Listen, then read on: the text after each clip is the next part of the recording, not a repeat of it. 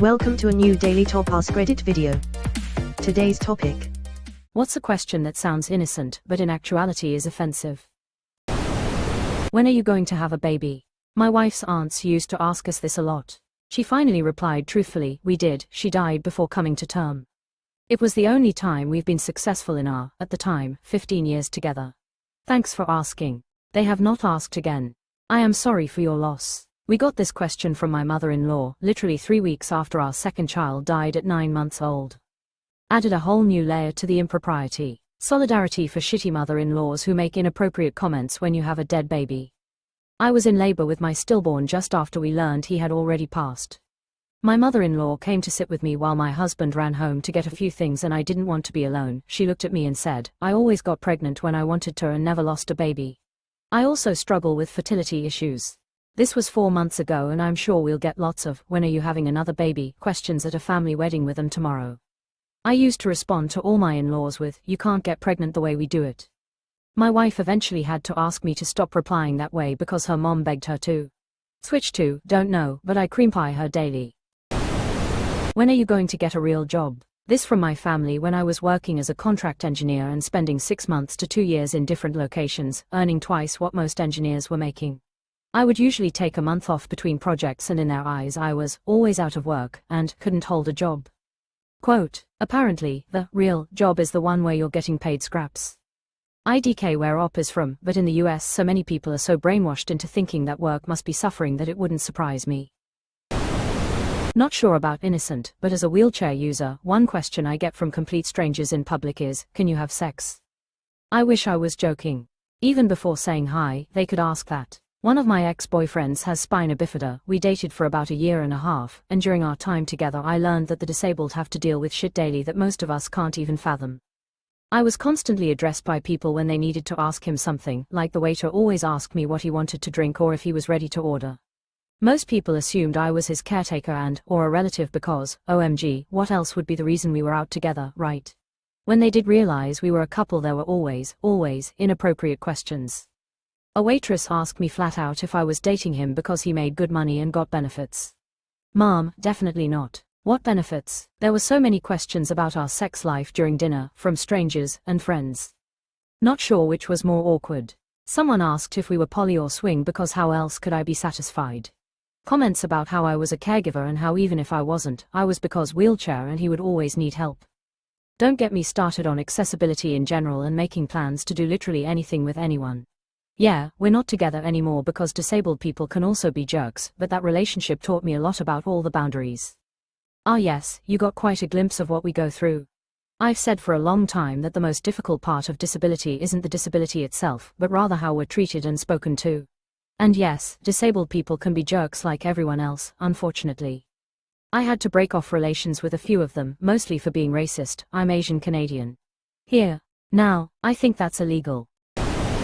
Why are you so quiet? Why are you so fucking nosy? And if you give a real answer like, oh cause I was bullied as a kid for being weird so now I just keep all my thoughts inside because I'd rather be ignored than risk being disliked, suddenly you're the bad guy for making them feel bad. So instead you just gotta go, oh, you know, that's just how I am, haha. Quote, Jeezy Pete's, I knew this was the answer for myself.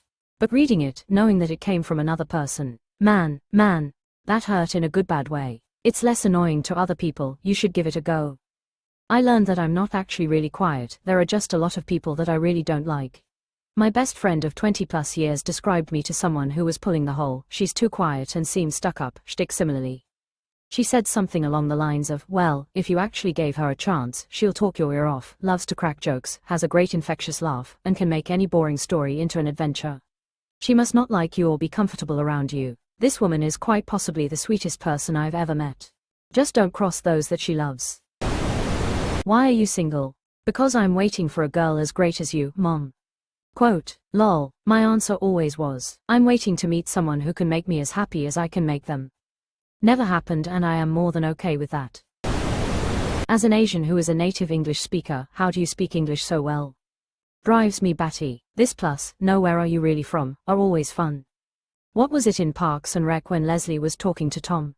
Something like, where are you from originally? South Carolina. Yeah, but your parents are from Delaware. Quote, that and, where are you from?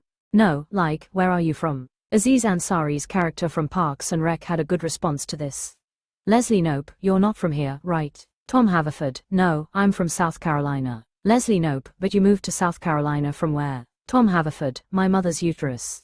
Asian American here. I grew up in Los Angeles in the shadow of the crack epidemic, prefaced around the LA riots and burgeoning Asian American gangs asserting themselves among Latino and Black gangs. Where are you from?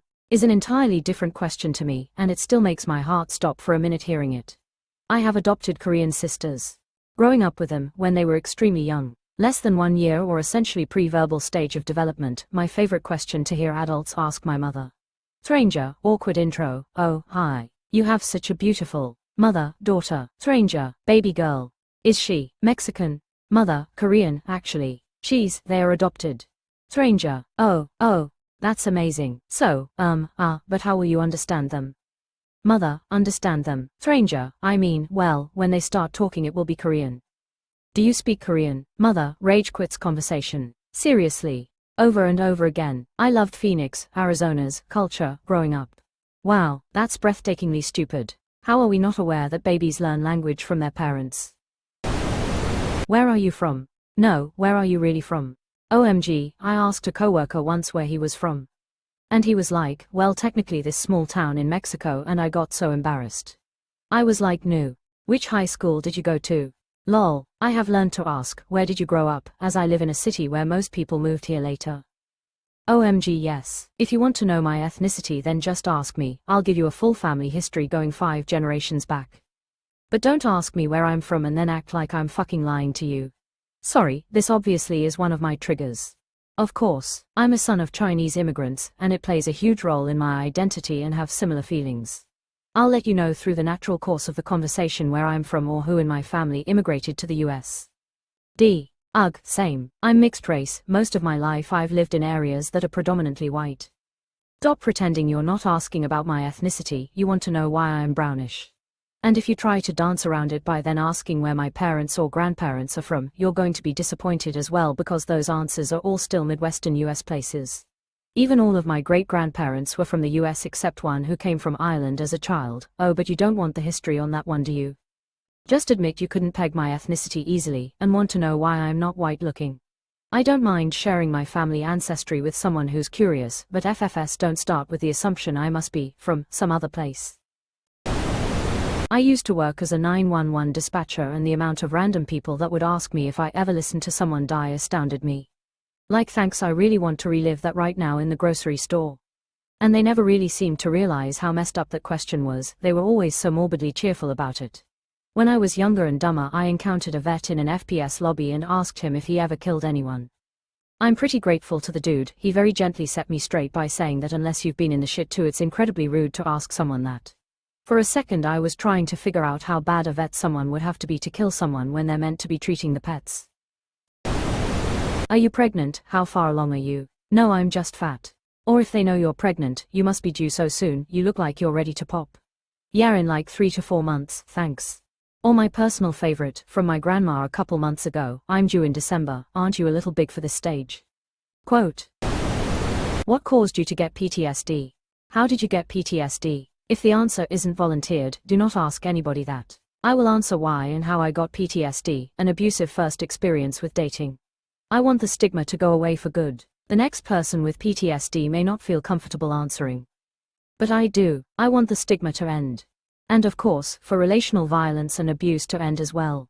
Same, except I was abused by my sister, so people tend to take that less seriously.